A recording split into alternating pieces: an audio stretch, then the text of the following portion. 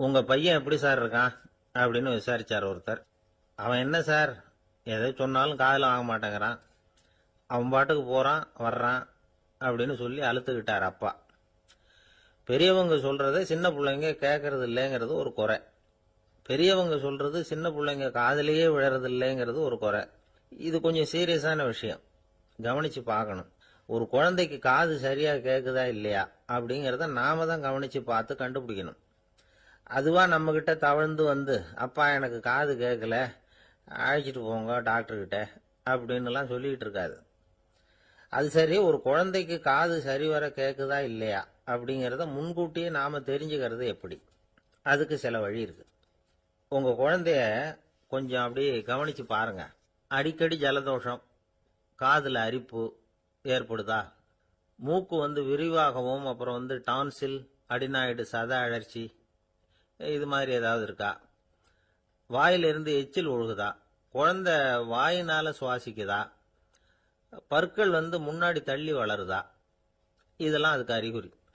அப்புறம் இந்த V, B, D, F, DH இப்படி இந்த ஒலிகள் சேர்ந்த வார்த்தைகளை குழந்தை சரியா புரிஞ்சுக்காது.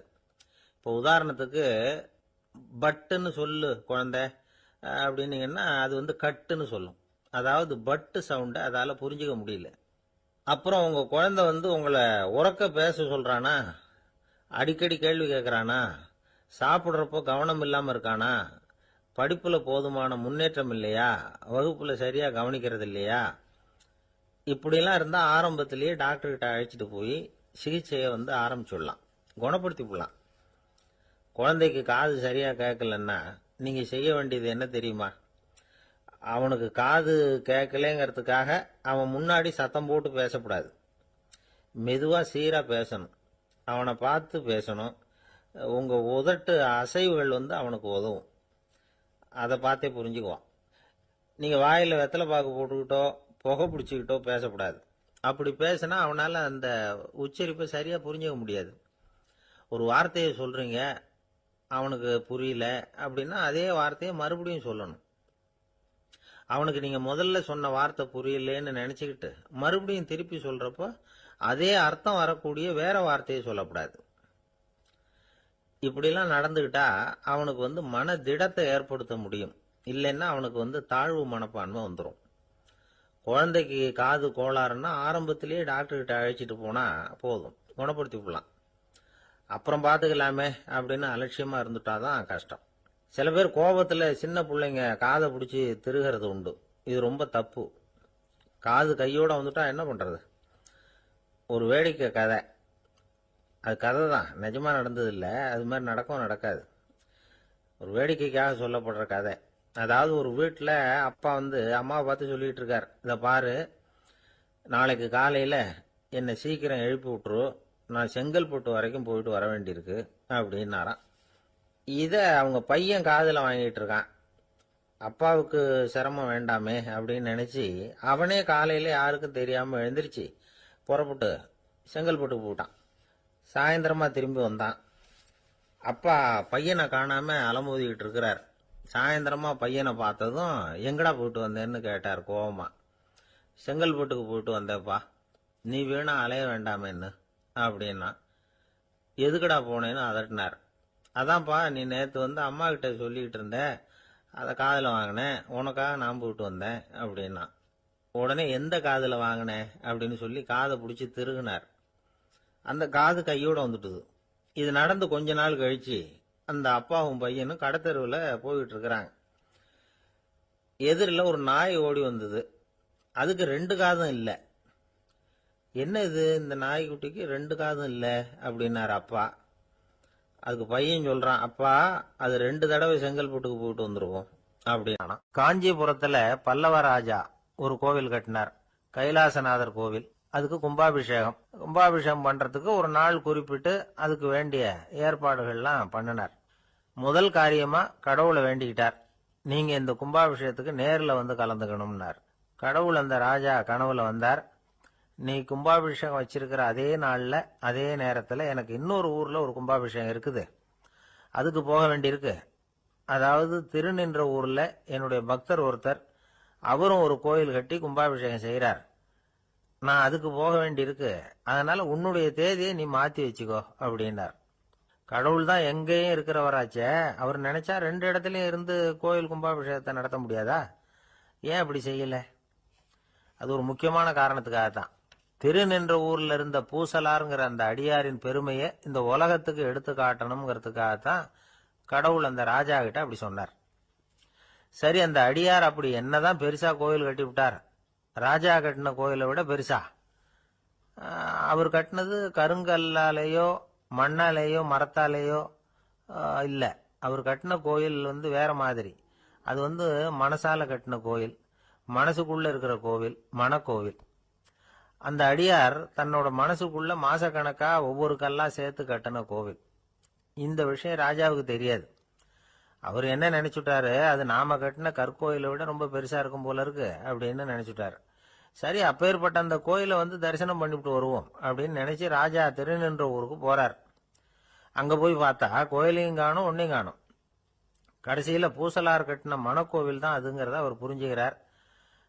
உடனே அந்த அடியாரின் காலில் விழுந்து வணங்குறார். அவரோ, இது மனசால முயன்ற கோவில், இதுக்கு இத்தனை பெருமையா அப்படின்னு ஆச்சரியப்படுறார். இதுல ஆச்சரியப்படுறதுக்கு ஒண்ணும் இல்ல. ஆண்டவன் விரும்புறது அகபக்தியை தவிர புற தோற்றங்களே அல்ல. இதை நாம புரிஞ்சுக்கிட்டோம்னா நமக்குள்ள எந்த வேறுபாடுகளும் வர்றதுக்கு வழியே இல்லை. இன்னொரு ராஜா இருந்தார். அவரு ஆண்டவனுக்கு படைக்கிறதுக்காக ஒரு தார் நல்ல செவ்வாழை பழமா எடுத்துக்கிட்டு போகணும்னு நினைச்சார். அதனால முத நாளே அதை வாங்கிட்டு வர சொன்னார் வேலைக்காரங்கிட்ட. வேலைக்காரன் போனா கடைத்தெருவில் ஒரு தார் பழம் வாங்கினா. வர்ற வழியில அவன் குடிசை. அப்படியே எட்டி பார்த்துட்டு போவோமேன்னு நினைச்சான். போனான். அங்க இவனோட குழந்தை பாவம் பசியால கத்திக்கிட்டு இருக்கு. இவன் பார்த்தான், இவ்வளவு பெரிய தாரில் ஒரு 2 பழம் எடுத்தா தெரியவா போகுது அப்படின்னு நினைச்சு ஒரு 2 பழத்தை பிச்சு அந்த குழந்தைகிட்ட கொடுத்தான். அது அதை வாங்கி வயிறார சாப்பிட்டுது. பசி அடங்குச்சு, விளையாட போயிட்டுது. இவன் அதுக்கப்புறம் வாழைப்பழத்தை எடுத்துக்கிட்டு அரண்மனைக்கு வந்தான். 2 பழம் பிச்சிருக்கிறது ராஜாவுக்கு தெரிஞ்சு போச்சு. இவன் உண்மையை சொல்லிவிட்டான். உடனே ராஜா, கடவுளுக்கு படைக்க வேண்டிய பொருளை குழந்தை எச்சில் பண்ண விட்டுருக்கியே அப்படின்னு சொல்லி அவனை கட்டி வச்சு சாட்டையால் அடிச்சார் பாவம். மறுநாள் பழத்தை கோயிலுக்கு எடுத்துட்டு போனார். கடவுள் முன்னாடி வச்சார். கடவுள் கண்ணை திறந்து பார்த்தார், பழம்லாம் அழுகி இருக்குது. என்ன இது அழுகி போன பழம் அப்படின்னார். ராஜா முழிச்சார். நல்லா தானே இருந்தது அப்படின்னு நினைச்சார்.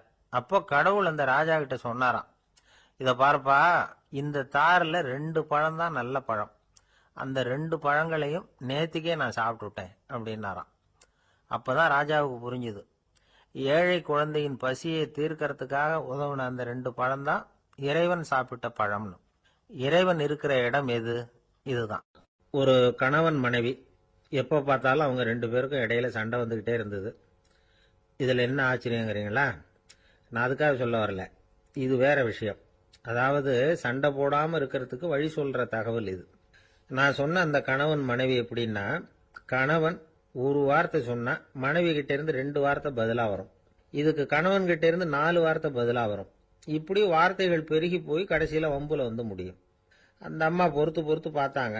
அவங்களால தாக்கு பிடிக்க முடியல. பக்கத்து வீட்லயும் ஒரு கணவன் மனைவி இருந்தாங்க. அவங்களுக்குள்ள சண்டை வர்றதில்லை. அது எப்படி அவங்களால மட்டும் சண்டை போடாம இருக்க முடியுது அப்படின்னு இந்த அம்மாவுக்கு ஆச்சரியம். ஒரு நாள் நேரா பக்கத்து வீட்டு அம்மா கிட்டே போய், ஏம்மா, நீங்க எப்படி கணவனும் மனைவியும் சண்டை போட்டுக்காம இருக்கிறீங்க? அது எப்படி முடியுது உங்களால அப்படின்னு கேட்டாங்க. அதுக்குன்னு ஒரு மருந்து இருக்குது, அதை சாப்பிட்டா சண்டை வராது அப்படின்னாங்க அவங்க. சரிங்க, அந்த மருந்தை அவரு சாப்பிட மாட்டாரே, மாட்டேன்னு சொல்லிட்டா என்ன பண்றது அப்படின்னு கேட்டிருக்கிறாங்க இவங்க. அந்த மருந்து அவருக்கு இல்லம்மா, உனக்கு தான் அப்படின்னாங்களாம் அவங்க. அப்படியா? அப்படின்னா கொடுங்க, ரொம்ப நல்லதா போச்சு.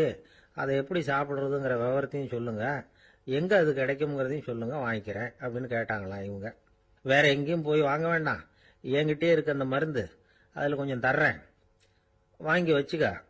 உன் வீட்டுக்காரர் உன்னோட சண்டைய ஆரம்பிக்கிறப்போலாம் நீ இந்த மருந்துல 1 ounce வாயில ஊத்திக்கணும். அதை உடனே குடிச்சிடக்கூடாது. ஒரு 5 நிமிஷமாவது அது வாயில இருக்கணும். அதுக்கப்புறம் குடிச்சுடலாம் அப்படின்னு சொல்லி ஒரு பாட்டில் மருந்தை இந்த அம்மா கிட்ட கொடுத்து அனுப்புனாங்களாம். மருந்தை எடுத்துக்கிட்டு இந்த அம்மா வீட்டுக்கு வந்திருக்கிறாங்க. வீடு பூட்டி இருந்ததுனால கணவன் வாசல்லையே காத்துக்கிட்டு இருக்கிறான். மனைவியை கண்டதும் சண்டை போட ஆரம்பிச்சுட்டான். வீட்டை பூட்டிவிட்டு எங்க போய் தொலைஞ்ச, எவ்வளவு நேரமா ஒரு மனுஷன் வாசல்லையே காத்துட்டு கிடக்கிறது அப்படி இப்படின்னு கத்த ஆரம்பிச்சுட்டான். மனைவி இதுக்கு பதிலே சொல்லல. அந்த அம்மா பேசாம வீட்டை திறந்தாங்க. சமையல் அறைக்குள்ள போனாங்க. ஒரு அவுன்ஸ் மருந்த வாயில ஊத்திக்கிட்டாங்க. அன்னைக்கு சண்டை மேற்கொண்டு வளரவே இல்லை, நின்னுட்டுது. மருந்து பரவாயில்ல.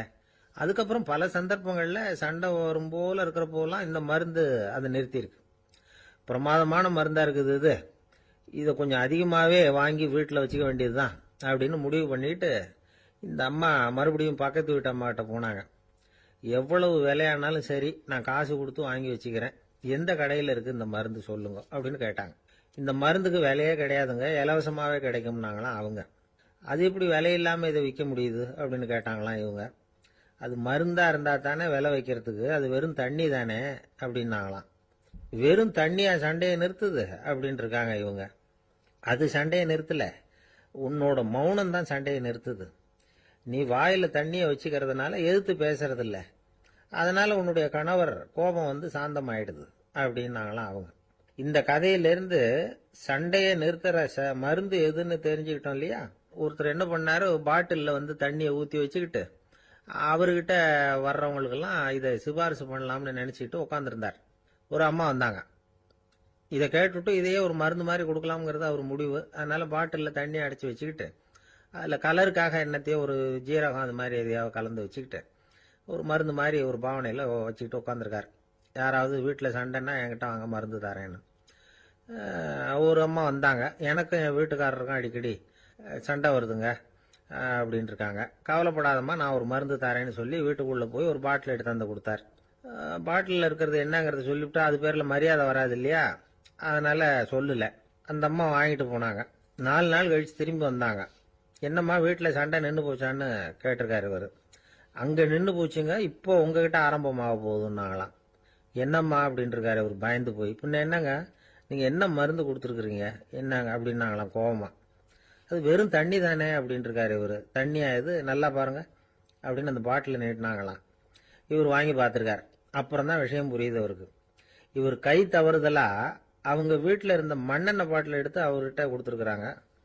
அப்புறம் என்ன ஆகும், சண்டை வராம. ஆந்திர நாட்டில் ஒரு அரசர் இருந்தார்.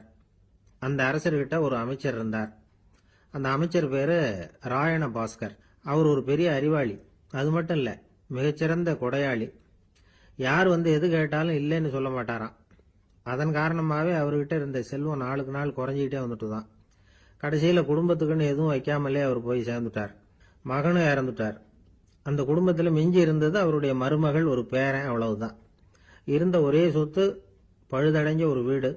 அந்த அம்மா மற்ற வீடுகளில் வேலை செஞ்சு தன்னுடைய பிள்ளைய படிக்க வச்சுக்கிட்டு வராங்க.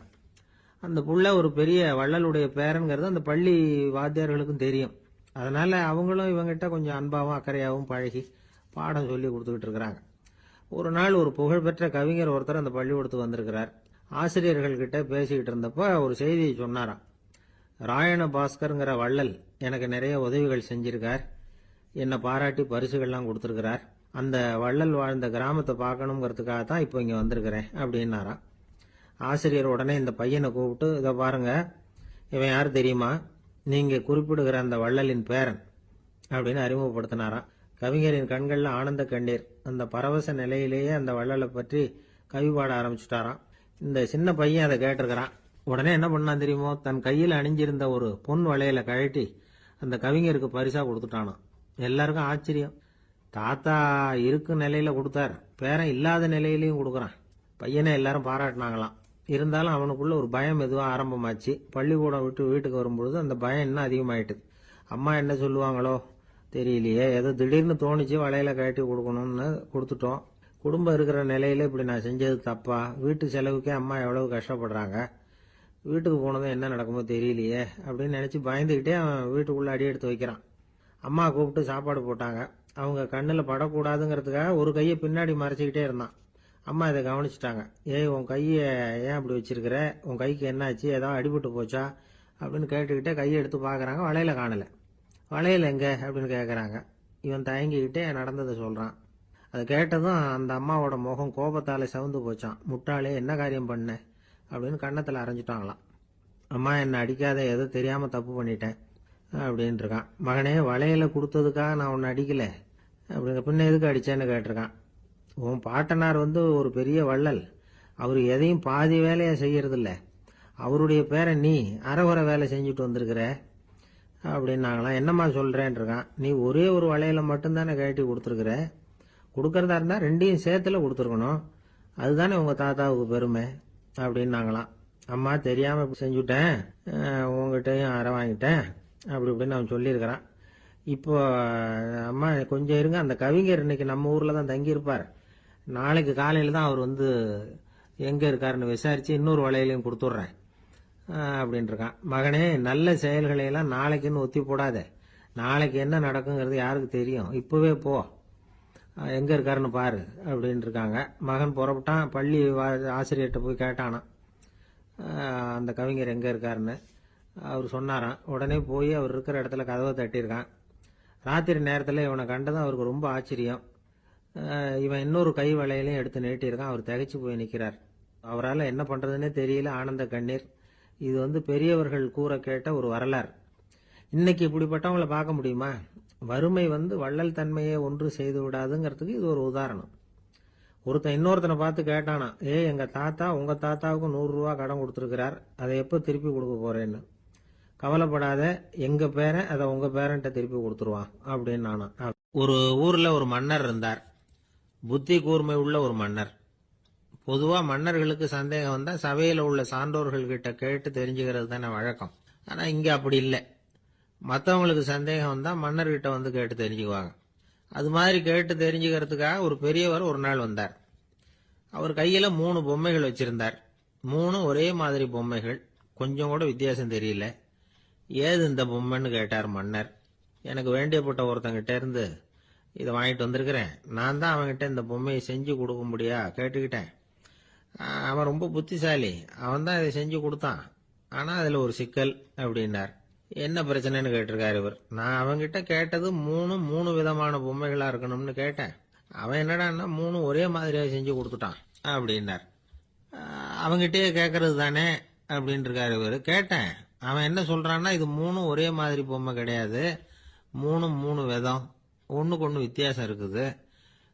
இந்த 3 பொம்மையும் 3 விதமான நண்பர்களுக்கு உதாரணங்கள் அப்படின்னு சொல்றான். எனக்கு ஒன்றும் புரியல, அதுதான் உங்ககிட்ட வந்தேன் அப்படின்னார். சரி, அந்த பொம்மைகளை இப்படி கொடுங்க அப்படின்னு வாங்கினார் மன்னர். எடுத்துக்கிட்டு உள்ள போனார். கொஞ்ச நேரம் கழிச்சு வெளியில வந்தார். அதுக்கப்புறம் சொன்னார், இத பாருப்பா, அவன் சொன்னது சரிதான், 3 விதம் தான். இது இருக்குதே முதல் பொம்மை, இது வந்து உத்தமமான நண்பனுக்கு உதாரணம். இந்த 2வது பொம்மை வந்து இது வந்து மத்தியமமான நண்பனுக்கு உதாரணம். அந்த 3வது பொம்மை இருக்குதே அது வந்து மோசமான நண்பனுக்கு உதாரணம். இதை செஞ்சவன் உண்மையிலேயே பெரிய அறிவாளி தான் அப்படின்னாராம். வந்தவருக்கு ஒன்றும் புரியல. பார்த்தா ஒன்றும் வித்தியாசம் தெரியலையே அப்படின்னு அவன் குழம்பி போய் நிற்கிறான். இப்போ அந்த மன்னர் வந்து விளக்கம் கொடுக்கிறார். அந்த 3 பொம்மையையும் எடுத்து முன்னாடி வச்சார். ஒரு மெல்லிய கம்பிய கையில எடுத்தார். அந்த முதல் பொம்மை காதுல விட்டார். கொஞ்ச தூரம் உள்ள போய் அப்படியே நின்னுட்டுது அந்த கம்பி. அப்புறம் 2வது பொம்மை காதுல அந்த கம்பியை விட்டார். அந்த கம்பி என்னாச்சுன்னா அப்படியே அது வாய் வழியா வெளில வந்தது. 3வது பொம்மை காதுல கம்பியை செலுத்தினார். அது நேரா இன்னொரு காது வழியா வெளியில வந்தது. இப்ப இந்த முதல் வகை இருக்குதே, அது மாதிரியான நண்பர்கள் எப்படி தெரியுமா? நம்ம கஷ்டத்தை அவங்க கிட்ட சொன்னா பேசாம கேட்டுக்குவாங்க. வெளியில அதை யாருகிட்டையும் சொல்லிட்டு இருக்க மாட்டாங்க. வெளியில தெரியாம நமக்கு உதவி பண்ணுவாங்க. செஞ்சுட்டு அதை நான் தான் செஞ்சேன்னு சொல்லிட்டு இருக்க மாட்டாங்க. அதுதான் கம்பி ஒரு காது வழியா போய் உள்ளே நின்னுட்டுது. 2வது பொம்மையில கம்பி என்னாச்சு, ஒரு காது வழியா போய் வாய் வழியா வெளியில வருது. இது மாதிரியான நண்பர்கள் கிட்ட வந்து நாம கஷ்டத்தை சொன்னா அதை அவங்க 4 பேர்கிட்ட போய் சொல்லி நமக்காக உதவி கேட்பாங்க. நமக்குன்னு கேட்டு வாங்கி அதை நம்ம கிட்ட கொண்டுட்டு வந்து கொடுப்பாங்க. இவங்க வந்து மத்தியமமான நண்பர்கள். 3வது பொம்மையில ஒரு காது வழியா செலுத்துற கம்பி இன்னொரு காது வழியா வெளியில வந்துருது. இது மாதிரியான நண்பர்கள் கிட்ட நம்ம கஷ்டத்தை சொன்னா அவங்க காது கொடுத்து கேட்கறது மாதிரி நடிப்பாங்க. அப்படியே இன்னொரு காது வழியா அதை வெளில விட்டுருவாங்க. அதை பத்தி கவலைப்பட மாட்டாங்க. இதுதான் இந்த பொம்மைகளுக்குள்ள இருக்கிற வித்தியாசம் அப்படின்னு விளக்கம் கொடுத்தாராம் மன்னர். படிக்கிற பிள்ளைங்கள்லயும் இது மாதிரி 3 வகை உண்டு. சில பேர் காதால வாங்கி மனசுல வச்சுக்குவான். சில பேர் காதால வாங்கி பேனாவால எழுதி விடுவான். சில பேர் ஒரு காதால வாங்கி இன்னொரு காதால வெளியில விட்டுருவான். ஒரு பையன் வகுப்புல ஆசிரியர் பாடம் நடத்தும் பொழுது தலையை வேகமா ஆட்டி ஆட்டி கேட்பானா. ஏண்டா இப்படி தலையை இப்படி ஆட்டுற அப்படின்னு கேட்டிருக்கான் பக்கத்துல இருந்தவன். தலையை ஆட்டினா தாண்டா ஒரு காது வழியா உள்ள போறது இன்னொரு காது வழியா வெளியில வேகமா வெளில போகும் அப்படின்னு அந்த பையன். லோகமானிய பாலகங்காதர திலகர் இருந்தார்ல, அவருக்கு 15 வயசுலயே கல்யாணம் நடந்துதான். மனைவி பேரு தபிபாய். ரொம்ப பெரிய குடும்பத்து பொண்ணு, நல்ல குணம். அவங்க குடும்பம் நடத்திக்கிட்டு இருக்கிறாங்க. அந்த காலத்துல திருடர்கள் பயம் அதிகம். இந்த காலத்துல மட்டும் என்னன்னு கேக்குறீங்களா? நீங்க கேக்குறது நியாயம்தான். இருந்தாலும் இந்த காலத்து திருடனுக்கும் அந்த காலத்து திருடனுக்கும் ஒரு முக்கியமான வித்தியாசம் உண்டு. அதாவது அந்த காலத்து திருடன்லாம் நியாயம் அநியாயம் பாக்குறது உண்டு, இந்த காலத்துல அப்படி பாக்குறது இல்லை. அந்த காலத்துல திருட வர்றவங்கள்ட்ட கூட ஒரு தார்மீக உணர்வு உண்டாம். அதாவது அப்போ உள்ள கொள்ளைக்காரங்க எதை களவாடினாலும் சரி, அரிசியை மட்டும் களவாடுறது இல்லையா, அப்படி ஒரு கொள்கை. அதனால பாருங்க, அந்த காலத்து பெண்கள் நகை நட்டுகளை பத்திரமா வைக்கணும்னா பெட்டியில வைக்கிறது இல்ல, அரிசி பானையில போட்டு வச்சு விடுறது. இப்பெல்லாம் பேங்க்ல சேஃப்டி லாக்கர்னு இருக்குல்ல, அது மாதிரி அந்த காலத்துல சேஃப்டி லாக்கருங்கிறது அரிசி பானை. இந்த வளையல், மூக்குத்தி, தோடு இப்படி எதுவா இருந்தாலும் அதுல போட்டு பத்திரமா வச்சிருவாங்க. திருடன் அரிசி பானை பக்கம் போறதில்ல. ஏன்னா சாப்பிடுற விஷயத்துல கை வைக்கக்கூடாது, அது பாவம் அப்படின்னு அவன் நினைக்கிறான். திலகரோட மனைவி தபீபாயும் அதே மாதிரி தன்னுடைய ஆபரணங்களை ஒரு அரிசி பானைக்குள்ள போட்டு மூடி வச்சிருந்தாங்களாம். இப்படி இருந்தப்போ ஒரு நாள் ஒரு பிச்சைக்கார பொண்ணு வீடு வீடா பிச்சை கேட்டுக்கிட்டே வந்திருக்குது. திலகர் வீட்டுக்கும் தர்மம் போடுங்க தாயே அப்படின்னு தான் அந்த பொண்ணு. அந்த அம்மா தபீபாய் காதுல இது விழுந்திருக்கு. உடனே கை நிறைய அரிசி அள்ளிட்டு போட்டிருக்கு. பாத்திரத்துல அரிசியை போட்டதுக்கு அப்புறம் தான் தெரியுது, பளிச்சுன்னு கண்ணுல படுது. அதாவது அந்த அம்மாவோட வைர மூக்குத்தி ஒண்ணு அரிசியோட சேர்ந்து அந்த பிச்சைக்கார பொண்ணு பாத்திரத்துல போய் விழுந்துட்டுது. இந்த அம்மாவுக்கு மனசுக்குள்ள குழப்பம், என்ன இப்படி ஆயிட்டுதே, மூக்குத்தி போயிட்டுதே, பிச்சை பாத்திரத்துல இருந்து அதை எப்படி எடுக்கிறது அப்படின்னு தயக்கம். வாயை திறந்து அதை கேட்கறதுக்கும் கூச்சம். திண்ணையில உட்கார்ந்து இருந்த திலகர் இவ்வளவையும் பார்த்துக்கிட்டு இருக்கிறார். மனைவியின் மனசுக்குள்ள நடக்கிற மௌன போராட்டத்தை அவர் நல்லா புரிஞ்சுக்கிட்டாராம். மனைவியை பார்த்து சொன்னாராம், தபீபாய், இது தெய்வ சம்மதம். அவளுக்கு சேர வேண்டிய மூக்குத்தி அவகிட்ட போயிட்டுது. பிச்சை பாத்திரத்துல விழுந்த மூக்குத்தியை எடுக்க வேணாம் அப்படின்னாராம். சரின்னு சொல்லிவிட்டு மேற்கொண்டு எதுவும் சொல்லாம அந்த அம்மா வீட்டுக்குள்ள போயிட்டாங்களாம். இந்த காலத்துல எல்லாம் அது மாதிரி நடக்குமா? வெறும் அரிசியை போட்டுட்டு விவகாரம் பண்ணிட்டு இருக்க மாட்டோமா? ஒரு பெரிய மனுஷன் வீட்டுக்கு ஒரு பிச்சைக்காரன் வந்தான். ஐயா, நாங்க பிச்சைக்காரங்கள்லாம் சேர்ந்து ஒரு சங்கம் வச்சிருக்கிறோம், அதுக்கு நிதி சேர்க்கிறோம், அதுக்கு ஒரு 100 ரூபா கொடுத்தீங்கன்னா எங்களுக்கு பெரிய உதவியா இருக்கும் அப்படின்னானா. அதெல்லாம் ஒன்றும் கொடுக்க முடியாது போ அப்படின்னாராம் அவரு. அப்படின்னா ஒரு 50 ரூபாயாவது கொடுங்களேன் அப்படின்னு இருக்கான். அதுவும் முடியாதுன்னு சொல்லிவிட்டார். 25 ரூபா அப்படின்னு இருக்கான். எதுவும் முடியாது அப்படின்னாராம். சரிங்க, இவ்வளவு பெரிய வீட்டுக்கு வெறுங்கையோட திரும்புறது நல்லா இருக்காது, அதனால சும்மா ஒரு 1 ரூபா மட்டுமாவது கொடுங்க அப்படின்னு இருக்கான் அவன். ஒரு பைசா கூட என்கிட்ட கிடையாது அப்படின்னு விட்டாரான் இவர். அப்படின்னா நீங்க ஒரு காரியம் பண்ணுங்களேன் அப்படின்னானா அவன். என்ன செய்யணும் அப்படின்னு இருக்கார். எங்க சங்கத்துல நீங்களும் ஒரு மெம்பரா சேர்ந்துருங்க அப்படின்னா. ஒரே ஒரு ஊர்ல ஒரு அம்மா இருந்தாங்க. அந்த அம்மாவுக்கு ஒரே ஒரு பிள்ளையாண்டான். அவனுக்கு ரொம்ப அக்கறையோட கல்யாணம் பண்ணி வச்சாங்க. கல்யாணம் முடிஞ்சதும் மருமக பொண்ணு வீட்டுக்கு சேர்ந்தது. அப்பாடா, என் கடமை முடிஞ்சது, இனிமே அக்கடான்னு எங்கேயாவது ஒரு மூலையில படுத்து கிடக்கலாம் அப்படின்னு நினைச்சாங்க அந்த அம்மா. ஆனா நினைக்கிறபடி எங்க நடக்குது? அதுக்கப்புறம் தான் பிரச்சனையே ஆரம்பமாச்சு. மருமகள் குணம் சரியில்லை, ஒரு மாதிரி. அந்த பொண்ணு வீட்டுக்கு வந்ததுமே முதல் வேலையா மாமியாரை பார்த்து, அதுதான் நான் வந்துட்டேன்ல, இனிமே உங்களுக்கு என்ன வேலைங்க, புறப்பட வேண்டியது தானே, காசி ராமேஸ்வரம்னு எங்கேயாவது போங்க அப்படின்னுட்டு தான். மாமியாரை பார்த்தாங்க, கொஞ்சம் யோசனை பண்ணாங்க. இந்த பாருமா, நீ இப்படி சொல்றதுக்கு முன்னாடியே வீட்டை விட்டு புறப்படணுங்கிற முடிவுக்கு நான் வந்துட்டேன். வீட்டை மட்டும் இல்ல, இந்த உலகத்தை விட்டே கூட போறதுக்கு தயாரா இருக்கிறேன். ஆனா ஒரே ஒரு விஷயத்துக்காக என் உயிரை கையில பிடிச்சிக்கிட்டு இருக்கிறேன் அப்படின்னாங்களாம். என்ன விஷயம்னு கேட்டது இந்த மருமக பொண்ணு. வேற ஒண்ணும் இல்ல, என் பிள்ளைக்கு கல்யாணம் பண்ணி வச்சுட்டேன், ஒரு பேர புள்ள பிறந்து அதை என் கண்ணால பாத்துட்டேன்னா நான் எங்க வேணும்னாலும் போறதுக்கு தயாரா இருக்கிறேன் அப்படின்னாங்களாம் அந்த மாமியார். மாமியார் இப்படி சொல்றதுலயும் நியாயம் இருக்கிறதாக பட்டுது அந்த பொண்ணுக்கு. சரி, அப்படியே இருந்து பார்த்துட்டு போகலாம் அப்படின்னு அனுமதி கொடுத்தது. கொஞ்ச காலத்துல ஒரு பேரன் பிறந்தான். அந்த அம்மாவும் பேரனை கண்ணால பார்த்துட்டாங்க. சரி, பேரனை பார்த்தாச்சுல்ல, இனிமே புறப்பட வேண்டியது தானே அப்படின்னது மருமக பொண்ணு. மாமியார் பார்த்தாங்க, நீ சொல்றது சரிதாம்மா, அதுல ஒன்றும் தப்பு இல்லை, என்னோட பேரன் உங்களை அம்மா அப்பான்னு கூப்பிடுறத என் காது குளிர கேட்டுட்டு போயிடுறேனே அப்படின்னாங்களாம். சரி, அந்த ஆசையை நிறைவேறட்டும் அப்படின்னு காத்துக்கிட்டு இருந்தாங்க. பேரன் வளர்ந்தான், நடந்தான், பள்ளிக்கூடம் போனா, பெரியவனானா. மருமக பொண்ணு மறுபடியும் மாமியாரை விரட்ட ஆரம்பிச்சுட்டுது, இன்னும் புறப்பில்லையான்னு. இதை பாருமா, இது வரைக்கும் இருந்தது இருந்துட்டேன்.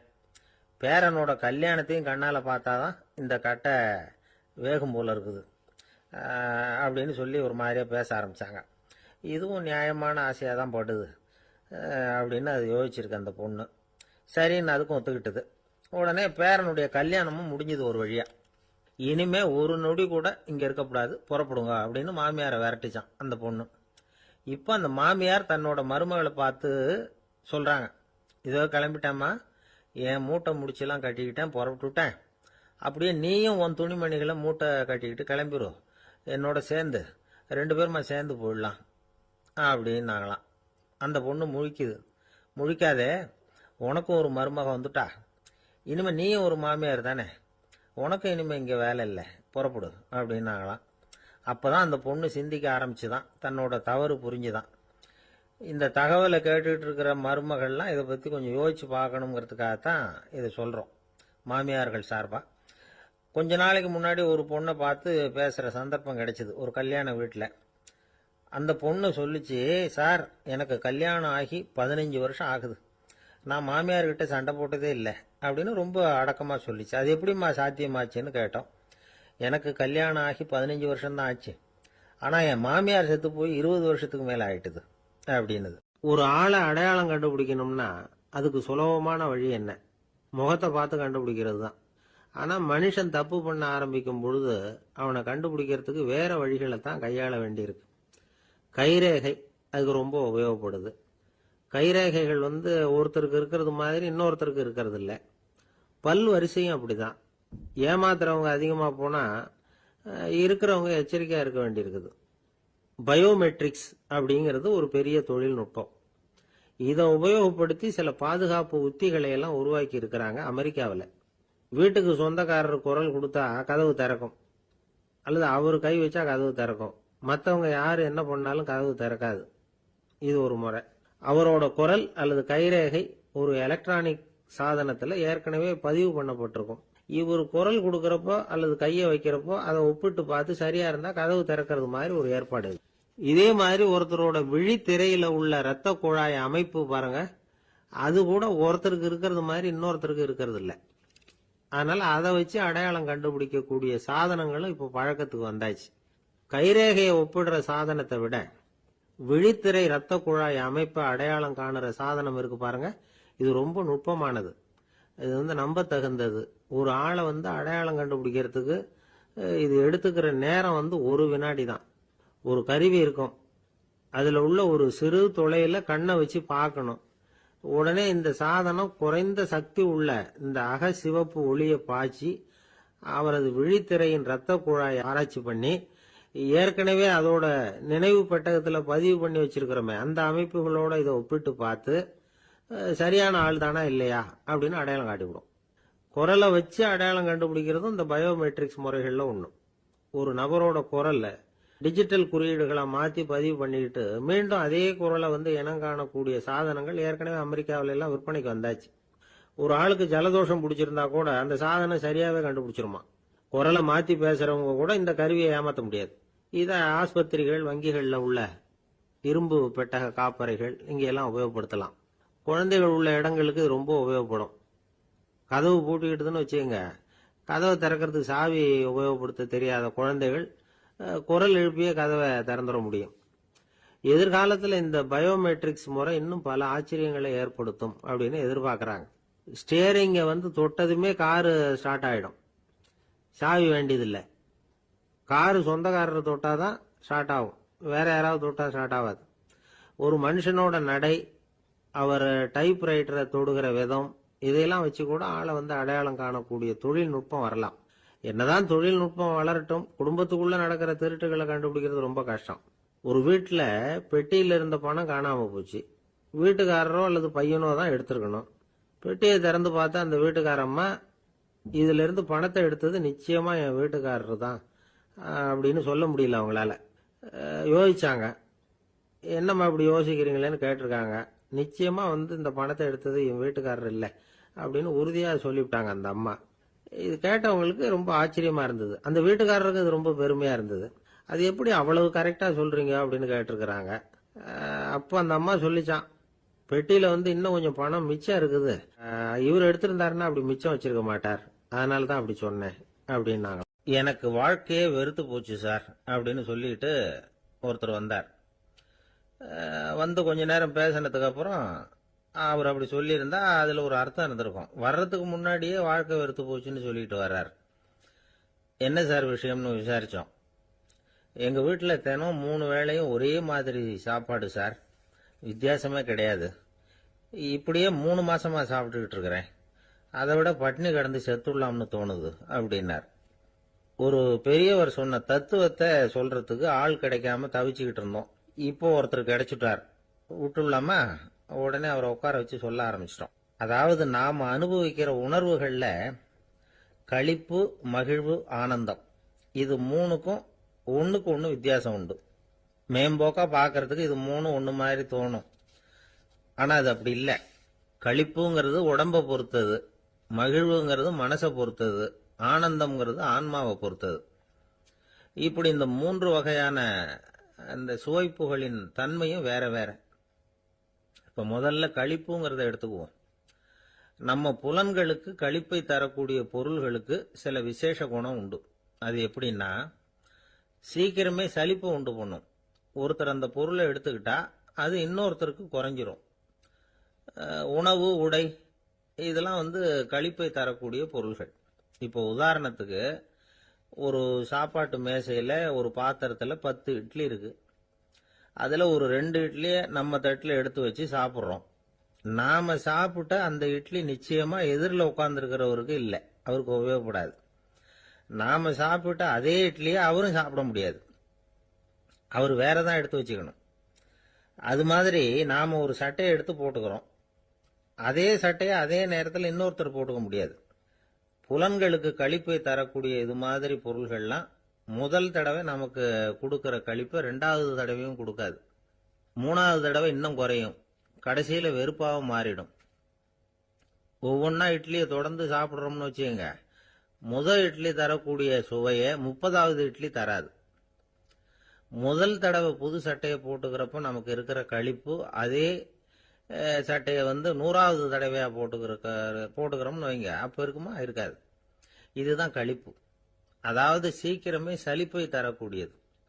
ஒருத்தர் எடுத்துக்கிட்டா இன்னொருத்தருக்கு குறைஞ்சு போகக்கூடியது. ஆனா மகிழ்ச்சிங்கிறது அப்படி இல்லை.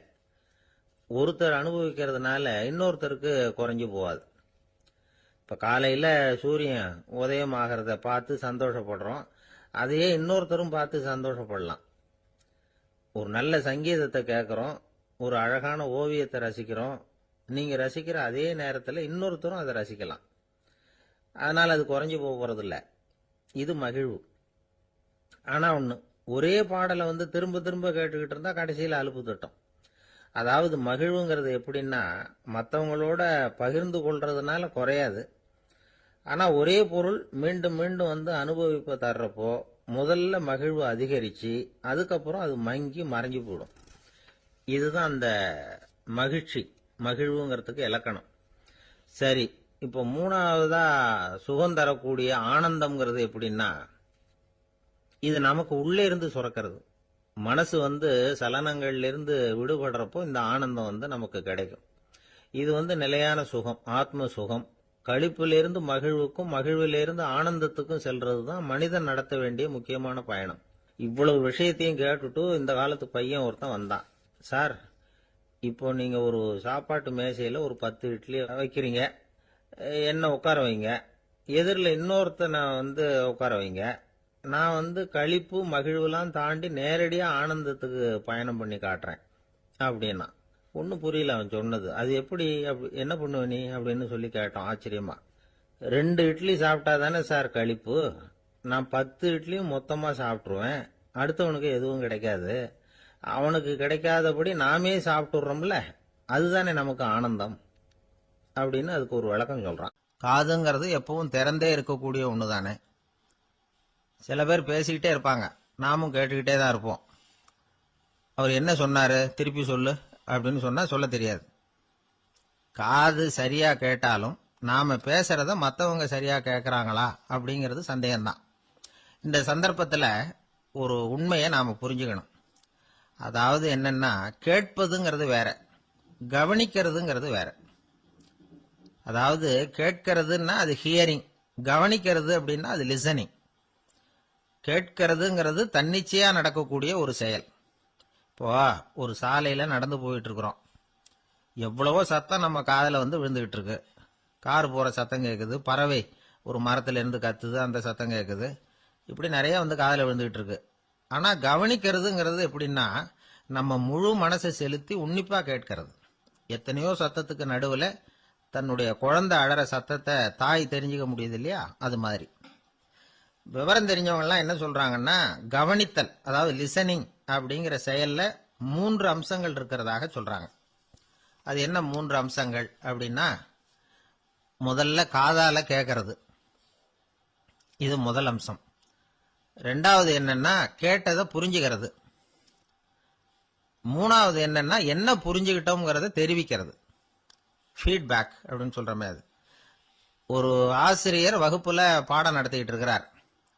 வெறுமனே கேட்கிற குழந்தை ஒரு காதால வாங்கி இன்னொரு காதால விட்டுடும். அதாவது கேட்கிற குழந்தை அப்படி செய்யும். ஆனா கவனிக்கிற குழந்தை கேட்டதை புரிஞ்சுக்கும். என்ன புரிஞ்சுக்கிட்டேன்னு கேட்டா பதில் சொல்லும். இதுதான் கேட்கறதுக்கும் கவனிக்கிறதுக்கும் உள்ள வித்தியாசம். ஒரு புள்ளி விவர கணக்கு என்ன சொல்லுது தெரியுமா? ஒரு மனிதன் எழுதுறது மூலமா 6% அறிவை பெருக்கிக்கிறானா, எழுதுறது மூலமா. படிக்கிறது மூலமா 19% அறிவை பெருக்கிக்கிறானா. பேசுறது மூலமா 30% அறிவை பெருக்கிக் கொள்ளுகிறான் அப்படின்னு சொல்றாங்க. ஆனா பாருங்க, கவனிக்கிறது மூலமா 45% அறிவை பெருக்கிக் கொள்ளுகிறான் அப்படிங்கிறது புள்ளி விவரம். அதனால கற்றலின் கேட்டல் நன்று அப்படின்னு சொல்றாங்க இல்லையா, அது இதுதான். அதனால கவனிக்கிறது மூலமா அதிக அறிவை நாம பெருக்கிக் கொள்ள முடியும். கேள்வி ஞானம் தான் ரொம்ப சிறந்தது அப்படிங்கிறார் வள்ளுவர். அதாவது கவனிச்சு கேட்கணும், அதுதான் முக்கியம். மற்றவங்க சொல்றத நல்லா கவனிக்க முடியாதபடிக்கு நாமே சில தடைகளை ஏற்படுத்திக்கிறோம், அல்லது நம்ம அறியாமலே அப்படி ஒரு தடை உண்டாயிடுது. அந்த தடைகளை தாண்டணும் அல்லது தகர்த்து எறியணும் அப்படிங்கிறது பெரியவர்கள் சொல்லுகிற யோசனை. அது என்ன தடைகள் அப்படின்னா, நமக்கு தெரியாத இவர் என்ன சொல்லிட போறார் அப்படிங்கிற நினைப்பு, இது ஒரு தடை. சொல்லி முடிக்கிறதுக்கு முன்னாடியே குறுக்க பேசுறது, மனசு அங்கேயும் இங்கேயும் அலையிறது, இதெல்லாம் தான் தடைகள்.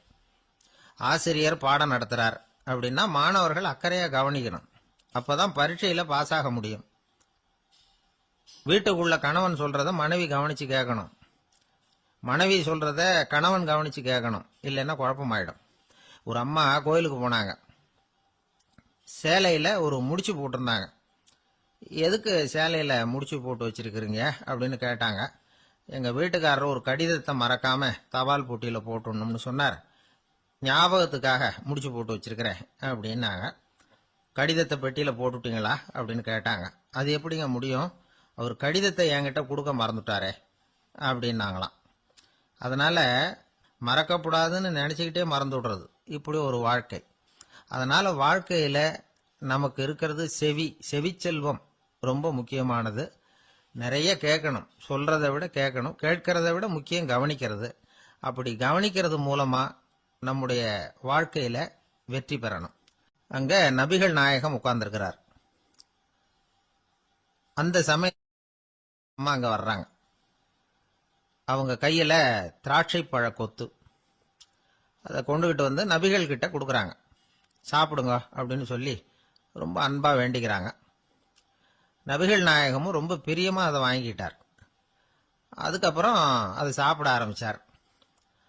நபிகள் நாயகம் மதீனாவில் தங்கி இருந்தப்போ இது மாதிரி நிறைய பேர் பழங்களையும் தின்பண்டங்களையும் கொண்டுகிட்டு கொடுக்கறது வழக்கம். நபிகள் நாயகம் என்ன பண்ணுவார்னா, அதெல்லாம் வாங்குவார். உடனே பக்கத்தில் இருக்கிற தோழர்கள் எல்லாருக்கும் பகிர்ந்து கொடுப்பார், தானும் சாப்பிடுவார். இதுதான் எப்போதும் வழக்கம். ஆனா இந்த தடவை என்னாச்சு தெரியுமா, அவர் அப்படி பண்ணல. ஒவ்வொரு பழமா எடுத்து தானே சாப்பிட்டுக்கிட்டு இருக்கிறார். அவர் விருப்பமா சாப்பிடுகிற காட்சியை ஆசை தீர பார்த்துக்கிட்டு இருந்தாங்க அந்த வயசான அம்மா, அந்த பழத்தை கொடுத்தவங்க. அவங்களுக்கு ரொம்ப மகிழ்ச்சியா இருந்தது, மன நிறைவா இருந்தது. நாம ஆசையா கொண்டுகிட்டு கொடுக்கிற பழத்தை நபிகள் நாயகம் இவ்வளவு பிரியமா சாப்பிடுறாரே அப்படின்னு நினைச்சு ரொம்ப சந்தோஷப்பட்டாங்க. அதுக்கப்புறம் அங்கிருந்து அவங்க புறப்பட்டு போயிட்டாங்க. இந்த அம்மா போனதுக்கு அப்புறம் பக்கத்துல இருந்த தோழர்கள் பேச ஆரம்பிச்சாங்க. ஏன்னா அவங்களுக்கு சந்தேகம், இன்னைக்கு வித்தியாசமா நடந்துகிட்டாரே அப்படின்னு. அண்ணலே, எது உங்களுக்கு வந்தாலும் எங்க எல்லாருக்கும் கொடுத்துட்டு தான் நீங்க சாப்பிடுவீங்க. இன்னைக்கு மட்டும் நீங்க அப்படி செய்யலையே, எல்லா பழத்தையும் நீங்களே சாப்பிட்டீங்களே, அதுக்கு என்ன காரணம் அப்படின்னு கேட்டாங்க. இப்படி கேட்கறதுனால நாயகம் அதை தப்பா புரிஞ்சுக்க மாட்டார் அப்படிங்கறது அவங்களுக்கு தெரியும். யாரும் எதையும் அவர்கிட்ட கேட்கலாம், அப்படி கேட்கறதுக்கு உரிமை உண்டு. இந்த ஜனநாயக முறைகளுக்கு அவர்கள் கொடுத்த மரியாதை இது. தோழர்களின் கேள்விக்கு நபிகள் பதில் சொல்ல ஆரம்பிச்சார். நண்பர்களே, அந்த அம்மா ரொம்ப பிரியமா அந்த பழங்களை என்கிட்ட கொண்டுகிட்டு வந்து கொடுத்தாங்க. முதல்ல ஒரு பழத்தை எடுத்து வாயில போட்டு பார்த்தேன். அது ரொம்ப புளிப்பா இருந்தது, சாப்பிடுறது ரொம்ப கஷ்டம். உங்ககிட்ட யாருக்காவது அதை கொடுத்திருந்தா அதுல வாயில போட்டதும் புளிப்பு தாங்காம முகம் சுழிச்சிருப்பீங்க. அதை அந்த அம்மா பார்த்துட்டாங்கன்னா வருத்தப்பட்டிருப்பாங்க. ஆசையா கொண்டுகிட்டு வந்து நமக்கு கொடுத்துருக்குறாங்க. அவங்க அன்பான மனசை நோகடிக்கிறதுக்கு நான் விருப்பப்படலை. அதனால முகம் சுளிக்காம சாப்பிடணுமேங்கிறதுக்காகத்தான் அந்த பழங்கள் பூராவே நானே சாப்பிட்டுட்டேன் அப்படின்னு புன்முறுவலோட பதில் சொன்னாராம் நபிகள் நாயகம். இன்னொருத்தர் மனசு புண்படக்கூடாதுங்கிறதுக்காக புளிப்பையும் இனிப்பா ஏற்றுக்கொள்ளுகிற பண்பாடு இருக்கு பாருங்க, அது ஒரு பெரிய நாகரிகம். அது எல்லாருக்கும் சுலபமா வந்துடாது. நல்லா இருக்கிற பழத்தையே என்ன இவ்வளவு மோசமா இருக்கேன்னு சொல்லுகிறவர்கள் தான் நம்ம கிட்ட அதிகம். இந்த காலத்துல இல்வாழ்க்கையில இந்த நாகரிகத்தை சில பேர் கடைபிடிக்கிறது உண்டு. நல்லா இருக்க இல்லையோ முகம் சுளிக்காம சாப்பிட்டுருவாங்க. ஏன்னு கேட்டா, எதுக்காக சார் வீண் வம்பு, ஏதோ நமக்குன்னு கொடுத்து வச்சது அவ்வளவுதான் அப்படின்னு நினைச்சுக்கிட்டு போக வேண்டியது தானே அப்படிம்பாங்க. இவங்கெல்லாம் கூட ஒரு விதத்துல பண்பாடு தெரிஞ்சவர்கள் தான். இப்போ ஒரு ஆளு ஊரெல்லாம் சுத்தி விட்டு கடைசியில அழுத்து போய் ஒரு ஹோட்டலுக்குள்ள நுழைஞ்சானான். ரொம்ப களைப்பா இருந்தது அவனுக்கு. அதனால ரொம்ப களைப்படைஞ்சு போய் ஒரு நாற்காலியில போய் உட்காந்துருக்கிறான். இவனை பார்த்ததும் சர்வர் ஓடி வந்தார். சார், உங்களுக்கு என்ன வேணும்னு கேட்டார். எனக்கு தேவை 2 தோசையும் கொஞ்சம் அன்பான வார்த்தைகளும் அப்படின்னா. சர்வர் உள்ள போனார், 2 தோசையை கொண்டாந்து வச்சார். அன்பான வார்த்தை கேட்டனே அப்படின்னா இவன். சர்வர் ரொம்ப பணிவா குனிஞ்சி இவன் காதோரமா சொன்னார், ஐயா, இந்த தோசையை சாப்பிட்றாதீங்க, புளிச்சு போன பழைய மாவு அப்படின்னார். இது பாருங்க, அன்பான வார்த்தையும் 2 தோசையும் கேட்டார், கொண்டாந்து கொடுத்துட்டார். இப்படி இருக்கிறவர்களும் இன்றைய மனிதர்கள்ல அதிகம். அதனால மனிதர்கள் ஒவ்வொருத்தரும் ஒவ்வொரு விதம். நம்ம கிட்ட பிரியமா நடந்துகிறவர்கள் மனம் கோணும்படி நாம் நடந்து கொள்ளக்கூடாது அப்படிங்கிறது தான் நபிகள் நாயகம் அவருடைய செயல் மூலமா நமக்கு உணர்த்தி இருக்கிற வாழ்வியல் உண்மை. அவனுக்கு வயசாயிட்டுது, இந்த கவலை பயம் எல்லாமும் அதிகமாயிட்டுது. மரண பயம், ராத்திரியில சரியா தூங்க முடியல, இப்படி ஆயிட்டுது நிலைமை. அந்த அரசன் ஏற்கனவே எப்படின்னா போர்க்களங்கள்ல எத்தனையோ பேரை ஓட ஓட விரட்டி இருக்கிறான். இருந்தாலும் இப்ப அந்த துணிச்சல்லாம் எங்கேயோ போயிட்டுது. பேசாம படுத்திருக்கிறான். அப்படியே படுத்தாலும் தான் தூக்கம் வர மாட்டேங்குது. என்ன பண்ணலாம்னு யோசிச்சான் இந்த மன்னன். உடனே எல்லா அமைச்சர்களையும் கூப்பிட்டான். எனக்கு நிம்மதி இல்லை, எதை நினைச்சாலும் பயமா இருக்கு, எனக்கு ஒரு ஆலோசனை சொல்லுங்க அப்படின்னா. என்ன ஆலோசனை வேணும் அப்படின்னு சொல்லி கேட்டாங்க. எனக்கு ஒரு நெருக்கடியான சந்தர்ப்பம் ஏற்பட்டு போச்சுன்னு வச்சுக்கோங்க. அந்த நேரத்தில் நீங்க யாருமே என் பக்கத்தில் இல்லை ஆலோசனை சொல்றதுக்கு அப்படின்னா, அந்த சமயத்தில் எனக்கு உபயோகப்படுற மாதிரி ஒரு வாசகம், பொன்மொழி ஏதாவது சொல்லுங்க. அதை நான் என்னுடைய வைர மோதிரத்துக்கு அடியில் பதிச்சு வச்சுக்கிறேன் அப்படின்னார். தேவைப்படுறப்போ உதவும் அப்படிங்கிறதுனால. அவர் போட்டிருந்த மோதிரமும் அதுக்கு தகுந்த மாதிரியே திறந்து மூடுறது மாதிரி அமைஞ்சிருந்தது. ஏதாவது வாசகம் எழுதுனா உள்ற வச்சுக்கலாம், அதுக்கான வசதி அதில் இருந்தது. அமைச்சர்கள்லாம் யோசனை பண்ணாங்க, இது மாதிரி ராஜா கேட்குறாரு, என்ன வாசகம், அதாவது பொன்மொழி சொல்லலாம் அப்படின்னு எல்லாரும் யோசனை பண்ணாங்க. ஒருத்தருக்குமே சரியா தோணலை, ஒரே குழப்பமா இருந்தது. ஏன்னா நெருக்கடியான சமயத்தில் உபயோகப்படுறது மாதிரி ஒரு பொன்மொழி வேணும்னு சொல்லியிருக்கிறார்.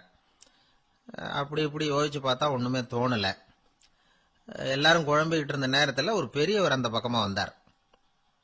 அவர் சொன்னார், நான் வேணும்னா அதுக்கு பொருத்தமாக ஒரு வாக்கியம் சொல்கிறேன், ஆனா ஒரு நிபந்தனை, அதை யாரும் ரொம்ப ஆர்வம் காரணமா அவசரப்பட்டு படிச்சிடக்கூடாது. அதை ரகசியமா அந்த மோதிரத்துக்குள்ள எழுதி வச்சுக்கணும். எப்பவாவது இக்கட்ல மாட்டிக்கிற சமயத்துல மட்டும் வேற வழியே இல்லை அப்படிங்கிற நிலைமையில மட்டும்தான் அதை திறந்து பார்க்கணும். அப்படி நீங்க இருக்கிறதா இருந்தா நான் அதை சொல்றேன் அப்படின்னாரு அந்த பெரியவர். சரின்னு ஒத்துக்கிட்டாங்க எல்லாரும். அதே மாதிரி அவர் ஒரு வாக்கியத்தை சொன்னார். அவர் சொன்ன வாக்கியத்தை ரகசியமா மோதிரத்துக்குள்ள பதிச்சு மூடியாச்சு. ராஜா அதை விரல்ல மாட்டிக்கிட்டார். கொஞ்ச நாள் ஆச்சு. அந்த ராஜாவுக்கு ஒரு சோதனை வந்தது. என்ன சோதனைன்னா, அடுத்த நாட்டு மன்னன் படையெடுத்துக்கிட்டு வந்துட்டான். அவன் இவர்கிட்ட ஏற்கனவே தோத்து போனவன். ஒரு வெறியில வந்திருக்கிறான். தோற்று போனவன் மறுபடியும் சண்டைக்கு வந்தா எப்படி வருவானோ அப்படி வர்றான். ஒரு வெறியில வந்தான், ஜெயிச்சுட்டான். என்னாச்சு இவரோட நிலைமைன்னா, நாட்டை இழந்துட்டார், எல்லாத்தையும் இழந்துட்டார். கடைசியா ஒரு அடிபட்ட குதிரையில ஏறி தப்பிச்சு போயிட்டார், வேற வழி இல்லைன்னு. பின்னாடி துரத்திக்கிட்டு வராங்க. இவர் ஒரு மலை உச்சிக்கு போயிட்டார். அதுக்கும் அப்பால போக முடியாது. ஏன்னா அந்த பக்கம் பயங்கர பள்ளம். உல்லாச பயணிகள் கண்டு கழிக்கிற இடம் அது. ஆனா இவருக்கு அது சாவு பயணத்தின் வாசல், திரும்பவும் முடியாது. அவ்வளவு குறுகிய பாதை அது, வேற வழியே இல்லை. இந்த நேரம் சூரிய ஒளி மோதிரத்துல பட்டு மின்னிச்சு. உடனே இவருக்கு ஞாபகம் வந்தது. மோதிரத்தை திறந்து படிக்கிறார். அதுல இருந்த வாசகம், இந்த நிலையும் மாறிவிடும், this too will pass away. அவருக்கு ஒரு தைரியம் வந்தது. பின்னாடி வந்தவங்களும் திசை மாறி வேற எங்கேயோ தேடி போயிட்டாங்க. அவங்க விரட்டிக்கிட்டு வரலன்னா இவ்வளவு அழகான ஒரு இடம் இருக்கிறதே எனக்கு தெரியாம போயிருக்குமேன்னு நினைச்சார். இவ்வளவு அழகை ரசிக்கிறதுக்காக ஒரு நாட்டையே கூட இழக்கலாம்னு தோணுச்சு அவருக்கு. அமைதியா அந்த அழகை ரசிச்சார். எதிரிகள்லாம் எங்கேயோ போயிட்டாங்க. மன்னர் நாடு திரும்பினார். மறுபடியும் படைகளை திரட்டினார். கொஞ்ச நாள்ல படை எடுத்துக்கிட்டு போனார். யாருகிட்ட தோத்து போனாரோ அவரையே வெற்றி கண்டு திரும்பி வர்றார். வரவேற்பு விழா பிரமாவப்படுது. ஆடல் பாடல் கோலாகலம். இதை பார்த்தது அந்த ராஜாவுக்கு தலைகால புரியல. நம்மளை இனிமே யாராலையும் ஜெயிக்க முடியாதுன்னு நினைச்சார். அகம்பாவம் லேசா எட்டி பார்த்தது. இப்ப மறுபடியும் சூரிய ஒளிப்பட்டு மோதிரம் மின்னிச்சு. அதை திறந்து மறுபடியும் படிக்கிறார். இந்த நிலைமையும் மாறிவிடும், this too will pass away. அவ்வளவுதான். அவர் மனசு அடங்க ஆரம்பிச்சுட்டுது. ஆணவம் போயிட்டுது. இதுல இருந்து நாம தெரிஞ்சுக்க வேண்டியது என்னன்னா, எந்த சூழ்நிலையிலையும் நாம கவலைப்பட வேண்டியதில்லை. ஏன்னா இங்க எதுவுமே நிரந்தரம் இல்லை. அந்த ராஜா மாதிரியே நம்ம ஆளு ஒருத்தன் ஒரு மோதிரம் போட்டிருந்தான். அதுக்குள்ள அவன் எழுதி வச்சிருந்த வாசகம், எதுக்கும் கவலைப்படாதே அப்படிங்கிறது தான். ஒரு நாள் பயங்கரமான கவலையோட உட்காந்துருந்தான். பக்கத்துல இருந்தவங்க சொன்னாங்க, இது மாதிரி சந்தர்ப்பத்துல தான் நீ உன் மோதிரத்தை திறந்து பார்க்கணும்னாங்க. இவனுக்கு கவலையோட எரிச்சலும் சேர்ந்துகிட்டது. அது எப்படி முடியும், இப்ப திருட்டு போனது என்னோட அந்த மோதிரம் தானே அப்படின்னு சொல்லிவிட்டு தலையில கை வச்சுட்டு உட்காந்துட்டான். இப்படிலாம் சொல்றது உண்டு. இருந்தாலும் நாம எந்த சூழ்நிலையிலையும் கவலைப்பட வேண்டியதில்லை அப்படிங்கிற உண்மையை புரிஞ்சுக்கணும். அப்படி கவலைய வெல்றதுக்கான வழி தெரிஞ்சுட்டதுன்னா வாழ்க்கையில வெற்றி நிச்சயம். ஒருத்தர் வேகமா நடந்து போறார். கடத்தெருவுல ஒரு ஸ்வீட்டு கடையை பாக்குறார். உடனே சடன் பிரேக் போட்டது மாதிரி நிக்கிறார். ஒரு ஸ்வீட் வாங்கி சாப்பிடலாமேன்னு மனசு சொல்லுது.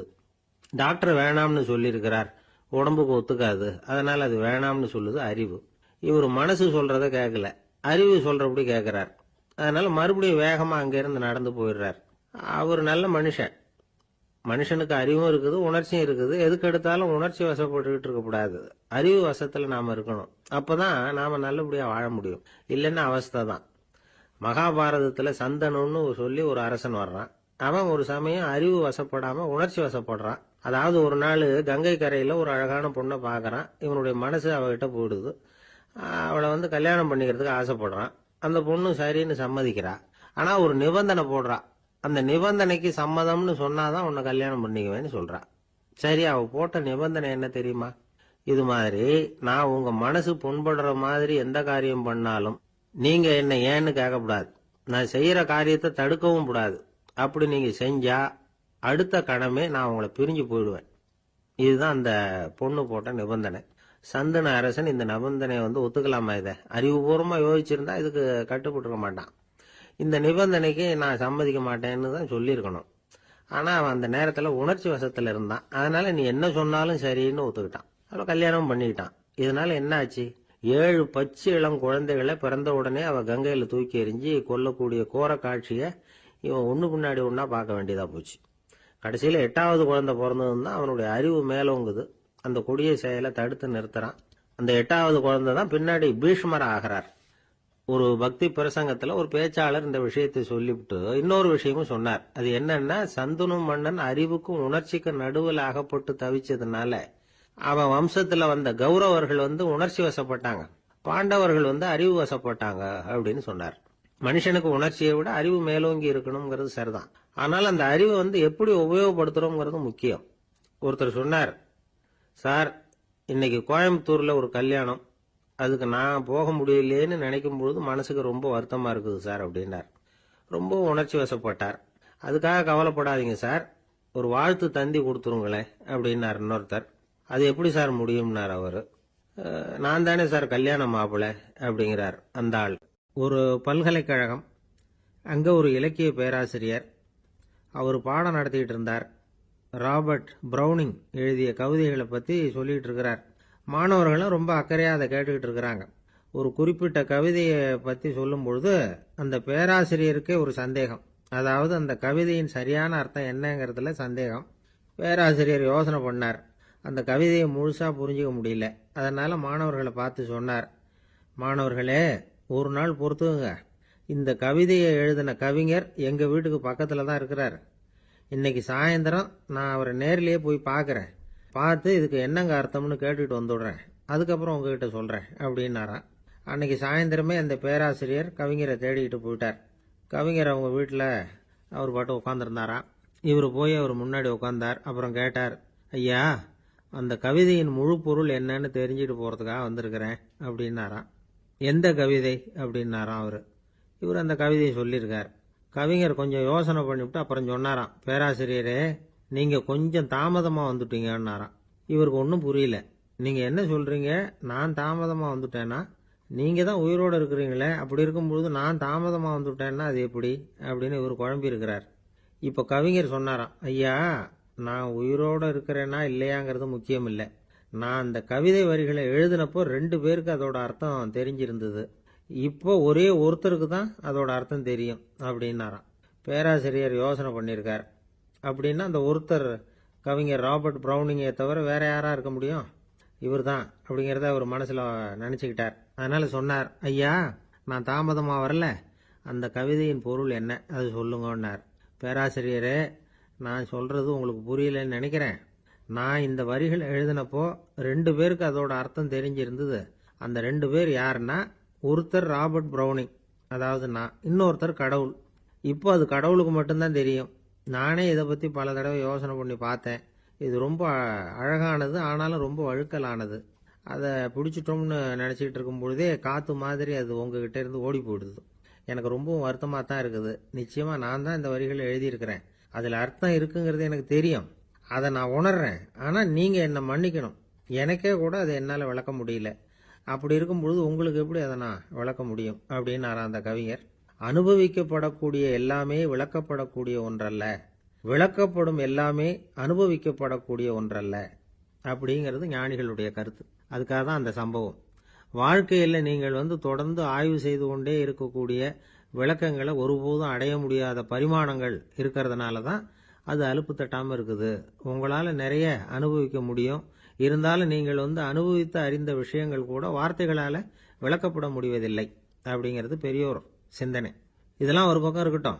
நமக்கு தெரிஞ்ச பேராசிரியர் ஒருத்தர் 1 மணி நேரம் ரொம்ப விவரமா வகுப்பு எடுத்தார். கடைசியா சொன்னார், மாணவர்களே ரொம்பவும் எளிமையா விளக்கமா எல்லா விவரமும் சொல்லியிருக்கிறேன், அதனால இதுல உங்களுக்கு சந்தேகம் வர்றதுக்கு வாய்ப்பே இல்லை.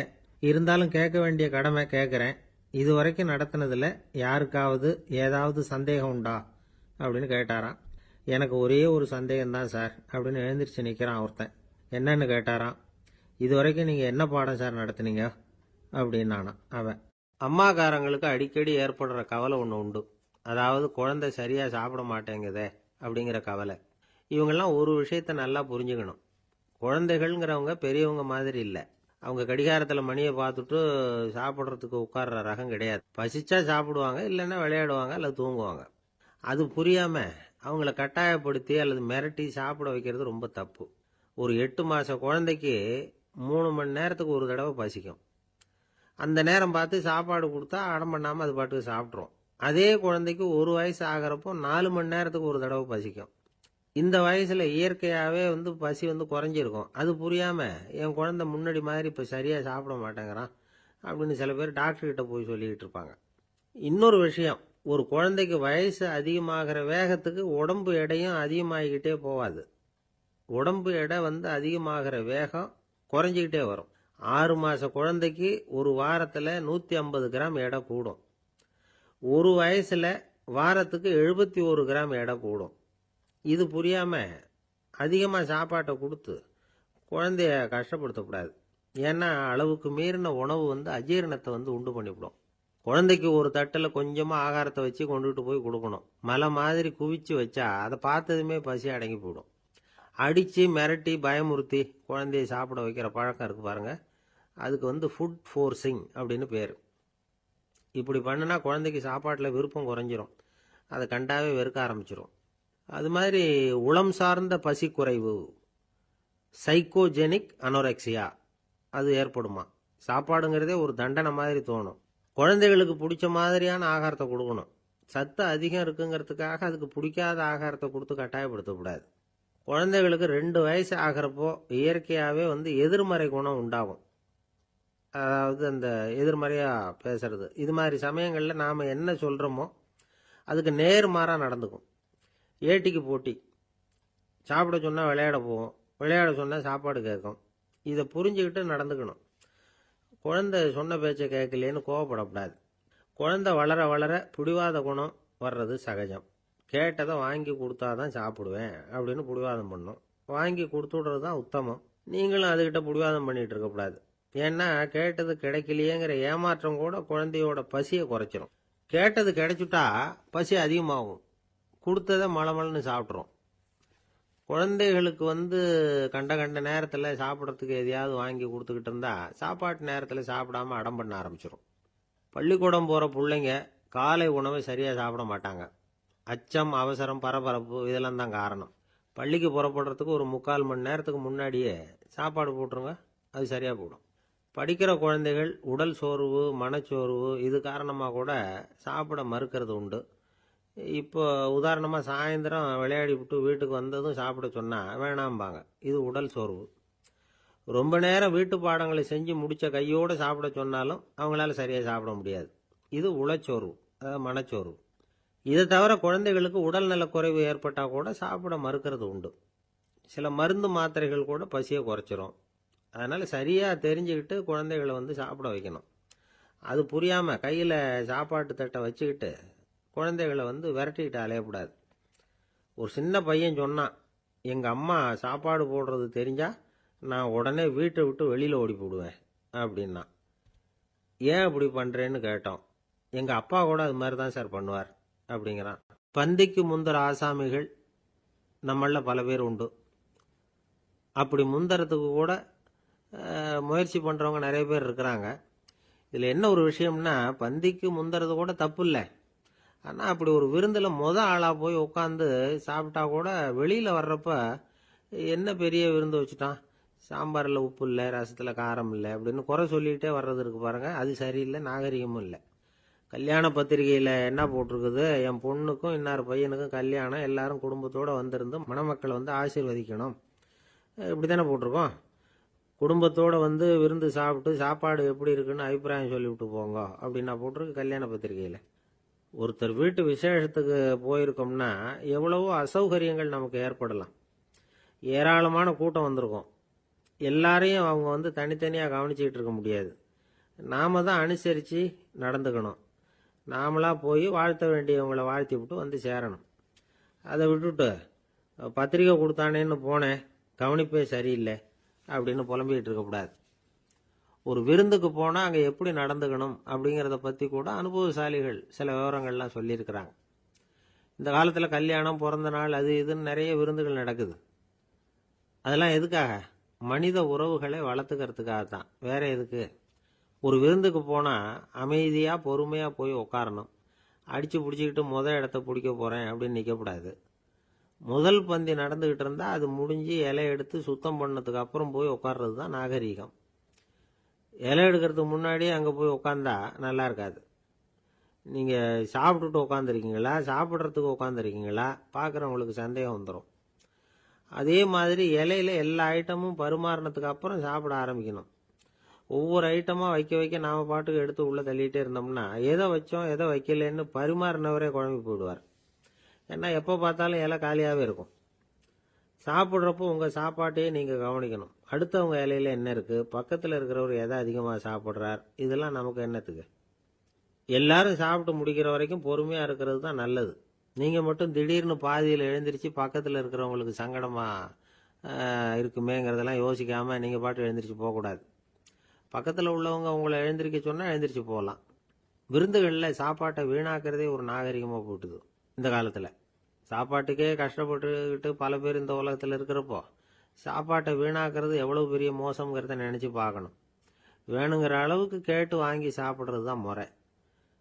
விருந்தில் இந்த பஃபே அப்படின்னு சொல்லி ஒரு முறை சொல்கிறாங்கல்ல, அதாவது உணவு வகைகளையெல்லாம் பொதுவாக ஒரு இடத்துல வச்சுடுறது, நமக்கு தேவையானதை நாமே எடுத்து ஒரு தட்டில் போட்டுக்கிட்டு சாப்பிட வேண்டியது. இதில் கூட சில பேர் தேவைக்கு அதிகமாக எடுத்து போட்டுக்கிட்டு வீணாக்குறாங்க. சில சமயம் கடைசியாக சாப்பிட போகிறவங்களுக்கு எல்லா ஐட்டமும் கிடைக்காம போகலாம். அதை போய் பெருசு பண்ணிகிட்டு இருக்கக்கூடாது. என்ன சார் இந்த அளவுக்கு கூடவா நாகரிகம் தெரியாமல் இருக்கிறோம், இதை போய் பெருசாக சொல்ல வந்துட்டீங்களே அப்படின்னு நினைக்கலாம். ஒருத்தர் 2 பேருக்கு இந்த விவரம் தேவைப்படலாம். அவங்க காதலையும் இது விழட்டுமேங்கிறதுக்காக தான் இது. ஒரு பெரிய கல்யாண விருந்து நடந்துகிட்டு இருந்தது.